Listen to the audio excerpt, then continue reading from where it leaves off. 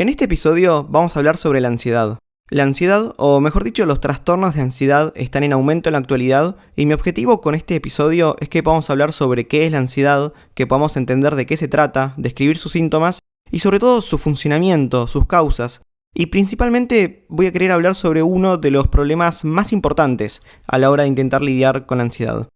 Este video va a estar dirigido principalmente a 3 grupos de personas.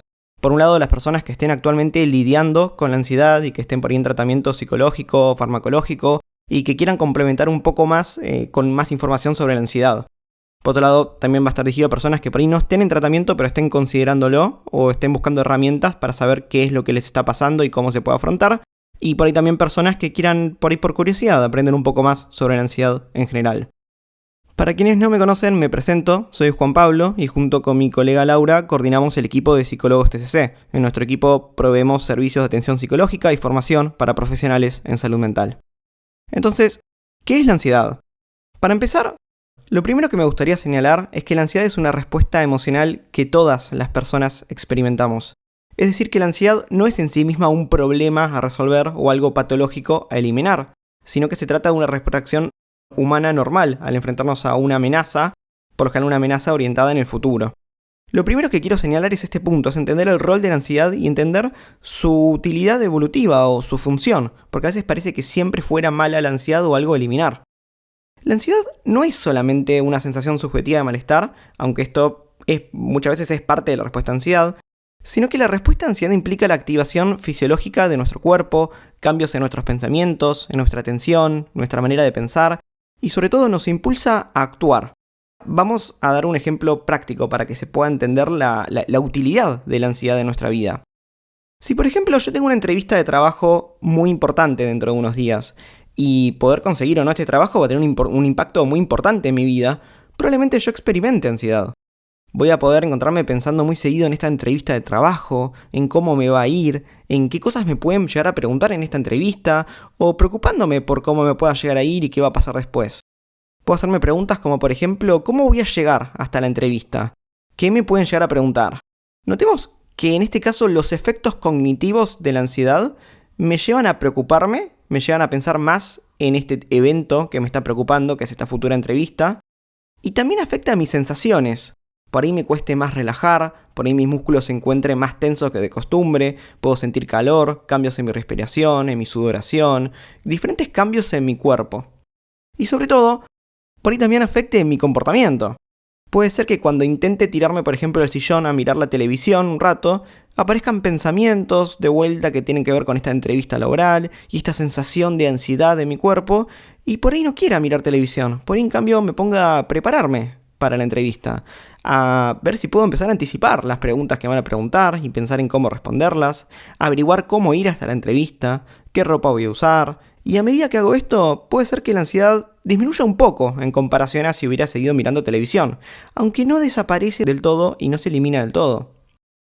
Esto es una experiencia típica de ansiedad. Puede ocurrir en muchísimos contextos. Podemos imaginar con facilidad situaciones similares. Por ejemplo, a la hora de asistir a un turno médico, puedo preocuparme por cómo me va a ir el turno médico, qué me van a encontrar, qué va a pasar después. A la hora de rendir un examen, me puedo imaginar con cómo me va a ir en el examen, cómo prepararme, qué me pueden preguntar. A la hora de ir a alguna reunión social o un evento social. De hecho, en realidad los aspectos sociales son una de las principales causas de ansiedad. Diferentes preocupaciones que puede pasar, por ejemplo, con respecto a la opinión de los demás, qué es lo que los demás pensarán de mí, qué imagen estoy dando. Pero lo que quiero notar del ejemplo, volviendo al ejemplo de la entrevista laboral, es que no necesariamente es algo patológico lo que comentamos en el ejemplo. Tal vez podría lidiar un poco mejor con la ansiedad, sí podría tener algunas herramientas para poder relajarme un poco más los días previos, pero seguramente esta experiencia me termina siendo útil en última instancia. Me sirve justamente para impulsarme a prepararme y para poder resolver mejor el problema en el futuro. Si estuviera totalmente relajado en el ejemplo, por ahí no me prepararía lo suficiente para la entrevista laboral, por ahí nada me impulsaría a prepararme y mi resultado sería peor. Podría no conseguir el trabajo al no prepararme lo suficiente y quedarme viendo televisión. En algún sentido la ansiedad puede servirme como una alarma o como una señal que indica que hay algún problema al futuro para el cual me puedo preparar y me impulsa justamente a hacerlo, a prepararme. Quiero que notemos en este punto cómo la ansiedad es algo positivo en gran parte de la experiencia humana. Las personas tenemos la capacidad de pensar y de poder imaginar escenarios que no están ocurriendo ahora mismo en este momento. Podemos anticiparnos a los eventos futuros y de esta manera podemos planificar, podemos prepararnos para el futuro. Pero esta misma capacidad humana de pensar y de prever el futuro también sirve para anticipar problemas y experimentar hoy en día ansiedad por problemas que no están pasando hoy. Problemas que pueden pasar en el futuro o problemas que por ahí no pasen en el futuro. Problemas que son hipotéticos, que podemos pensarlos, que podemos imaginarlos, pero que hoy en día no existen. En cualquier escenario, la respuesta de ansiedad muchas veces es útil. Nos impulsa a prepararnos, a notar una amenaza, un obstáculo, un problema y a intentar resolverlo. Orienta nuestra atención al problema y nos impulsa a actuar. Es decir, no podemos eliminar por completo la experiencia de ansiedad en nuestra vida porque está intrínsecamente ligada con todo lo que nos caracteriza como seres humanos. Incluso si pudiéramos eliminarla por completo, esto no sería algo deseable porque nos dejaría indefensos ante posibles amenazas o problemas. Ahora, hasta acá estuvimos hablando de la experiencia cotidiana de la ansiedad. Diferente es cuando la ansiedad se transforma en una emoción intensa, invasiva, excesivamente duradera que puede interferir en diferentes facetas de mi vida, de manera desproporcional a lo que realmente está ocurriendo, de manera desproporcional al contexto, generando muchísimo malestar. Acá en este punto podemos empezar a hablar de qué son los trastornos de ansiedad y qué es la ansiedad patológica. Acá sí hay mucho que podemos hacer, no para eliminar la ansiedad, pero sí para poder gestionarla, para aprender a manejarla y lidiar con la misma y poder vivir una vida plena sin que luchar contra la ansiedad sea el centro de mi vida. Y vamos a dar un ejemplo para que se note un poco más la diferencia con el episodio narrado. ¿Qué pasaría si en el ejemplo de la entrevista laboral mi ansiedad interfiere tanto que, por ejemplo, paso más tiempo pensando en la misma ansiedad, en si estoy transpirando, en mi sudoración, que pensando en la entrevista laboral? ¿Qué pasa si voy a la entrevista y la estoy pasando tan mal que me dificulta mucho poder concentrarme en la entrevista, no me salen las palabras, me cuesta seguir una conversación? ¿Qué pasa si los días previos la estoy pasando tan mal que me cuesta dormir, por ejemplo, o no me puedo ni preparar porque cada vez que pienso en la entrevista me siento muy mal y mi objetivo pasa a ser tratar de sentirme mejor, más que ir a prepararme para la entrevista? ¿Qué pasa si tengo problemas para poder comer, para relajarme de cualquier manera? ¿O qué pasa si incluso termino decidiendo no ir a la entrevista? Porque me siento tan mal que me doy cuenta que si no voy se soluciona mi ansiedad y dejo de pensar en todas estas cosas y me siento mejor. ¿Qué pasa si esto ocurre también o alternativamente en otras áreas de mi vida? En áreas relacionadas con la salud, con la educación, con las relaciones sociales, con el trabajo, con el ocio, con el transporte. ¿Qué pasa si esta experiencia de ansiedad aparece sin un motivo claro por ahí, sin una causa concreta, pero parece no irse y paso gran parte del día con una sensación de tensión en el cuerpo, de respiración acelerada, de taquicardia, calor, sudoración, preocupaciones varias, sin una causa concreta puntual? Podemos en estos puntos empezar a hablar de ansiedad patológica. Algunas características de la ansiedad patológica son principalmente el nivel de malestar, es decir, cuán angustiante me resulta lo que estoy sintiendo en comparación a la ansiedad cotidiana, que genera malestar, pero que tal vez puedo tolerarla o tengo herramientas para poder lidiar con la misma, herramientas cotidianas. O también otra característica de la ansiedad patológica es su duración. Por ejemplo, volviendo al ejemplo de la entrevista laboral, por ahí mi ansiedad en una situación más cotidiana puede disminuir una vez que termine la entrevista laboral. O dando otros ejemplos cotidianos, estoy nervioso por conocer a alguien y causar una buena impresión, por ahí después de conocer a la persona o mientras la estoy conociendo, después de unos minutos ya empiezo a sentirme mejor. En cambio, la ansiedad patológica, por ejemplo, es más duradera, comienza mucho antes del evento temido, puede empezar días antes o semanas antes a sentir ansiedad intensa cada vez que lo pienso, puede durar durante toda la situación, durante por ejemplo toda la entrevista laboral o todo el momento de conocer a una persona con quien quiero causar una buena impresión y puede permanecer incluso después de que terminó el evento.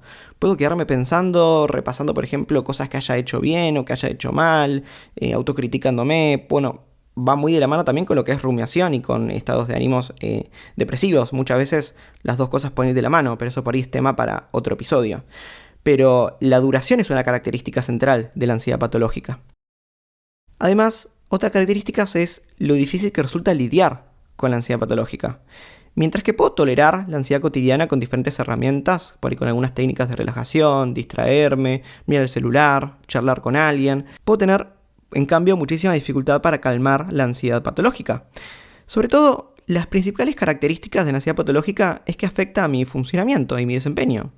Si bien dijimos al comienzo de este episodio que la ansiedad cotidiana muchas veces es funcional, lo opuesto puede ocurrir con la ansiedad patológica. En vez de tener un mejor desempeño o impulsarme a prepararme, la manera en que gestiono la ansiedad patológica muchas veces resulta en un autosaboteo.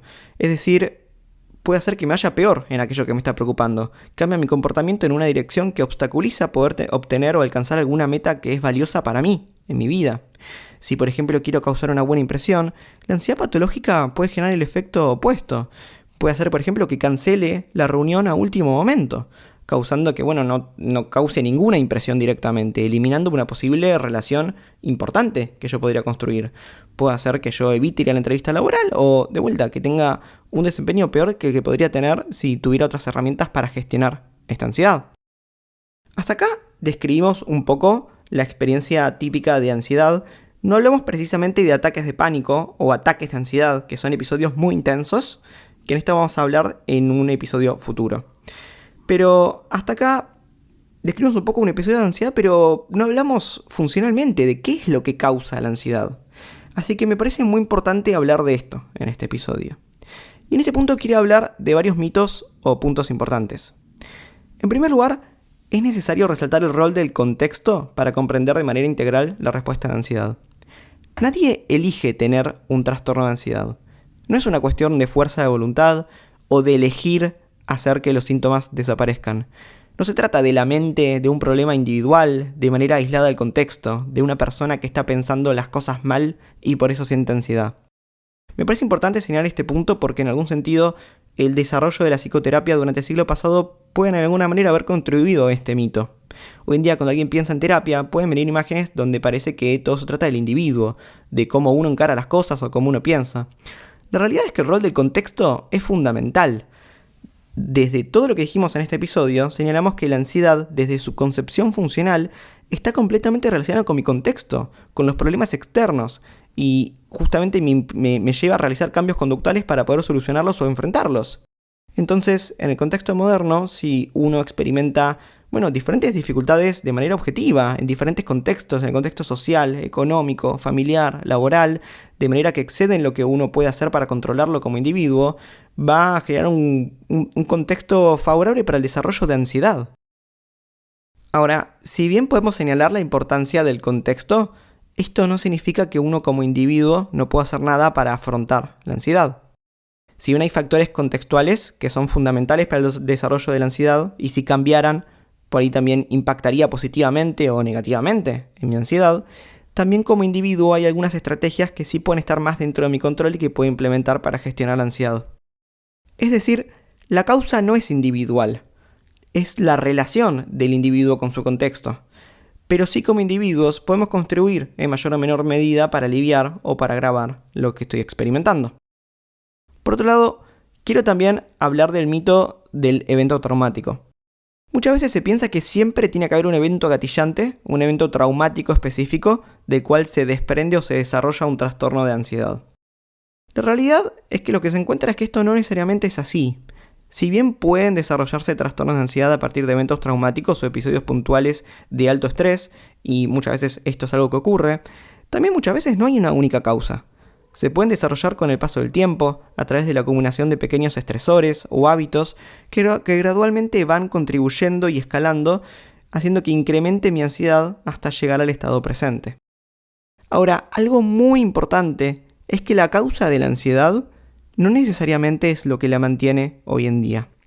Es decir, mi trastorno de ansiedad puede haber comenzado por un episodio puntual, tal vez hace meses o incluso años, pero lo que causa que hoy en día siga experimentando ansiedad puede estar completamente divorciado de aquello que generó mis primeros episodios de ansiedad hace algún tiempo.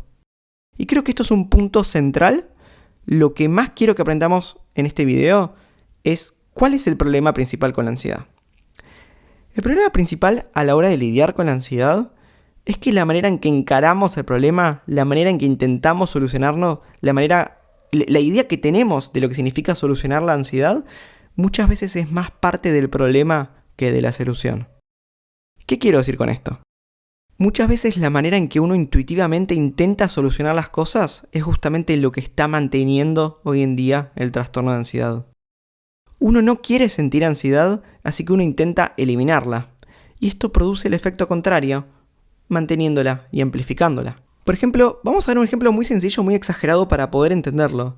Si yo estoy sentado en una silla que está midiendo mi nivel de ansiedad, y debo permanecer en calma porque si se dispara mi nivel de ansiedad, la silla cae, por ejemplo, en un foso lleno de cocodrilos, es decir, yo estoy obligado a no sentir ansiedad y permanecer en calma, porque de esto depende mi vida. ¿Qué piensan que va a ocurrir? ¿Me va a ser fácil permanecer en calma? ¿O por el contrario, mi ansiedad va a aumentar y va a seguir aumentando? Me va a ser muy difícil, por no decir imposible, relajarme o lidiar con la ansiedad si yo me obligo a no sentir ansiedad. Si vos te encontrás en esta situación que acabo de narrar y encima te digo, dale, cálmate, relájate, no sientas ansiedad, ¿eso te va a ayudar a relajarte o te va a hacer poner más ansioso todavía? Es evidente en este ejemplo que esa estrategia no funciona. Sin embargo, esto es muchas veces lo que hacemos en general que mantienen las situaciones de ansiedad, es intentar eliminar la ansiedad justamente. Si yo quiero ir a presentarme a mi entrevista laboral y aparece la ansiedad, cuando mi objetivo pasa a ser tratar de eliminar la ansiedad, muchas veces pasa lo contrario, la amplifico. Si yo quiero no tener un ataque de pánico, puedo empezar a sentir síntomas de ataque de pánico. Si yo quiero no sentir ansiedad en situaciones sociales, muchas veces simplifico la ansiedad incluso antes de empezar la situación social. Es decir, el problema central muchas veces a la hora de lidiar con la ansiedad no es la técnica o la herramienta que uno usa para gestionar la ansiedad, sino el objetivo o la filosofía detrás de la cual uno está usando esa técnica o esa estrategia. Los mecanismos de evitación y huida de la ansiedad terminan manteniéndola a largo plazo. Por dar un ejemplo un poco más cotidiano y menos exagerado, si me preocupa que mi pareja me abandone y quiero dejar de sentir esta ansiedad que pienso cada vez que pienso que me puede abandonar, ¿qué es lo que hago? Puedo, por ejemplo, pedirle a mi pareja que me prometa que no me va a abandonar. Y eso me puede calmar la ansiedad en el momento. Pero ¿qué va a pasar al rato? Mi ansiedad puede volver a aparecer y necesito de vuelta volver a recurrir al mismo mecanismo de manera más intensa para poder calmarme por un tiempo. El problema es que no estoy lidiando con mi ansiedad, no estoy gestionándola, estoy tratando de eliminarla. Cuando, por ejemplo, no quiero sentir ansiedad social y no quiero quedarme sobreanalizando cada cosa que dije o que hice después de una fiesta, puedo descubrir que si yo evito por completo las fiestas, no siento ansiedad. Entonces consigo lo que quiero, me siento bien si no voy a fiestas. Pero, ¿cuál es el problema?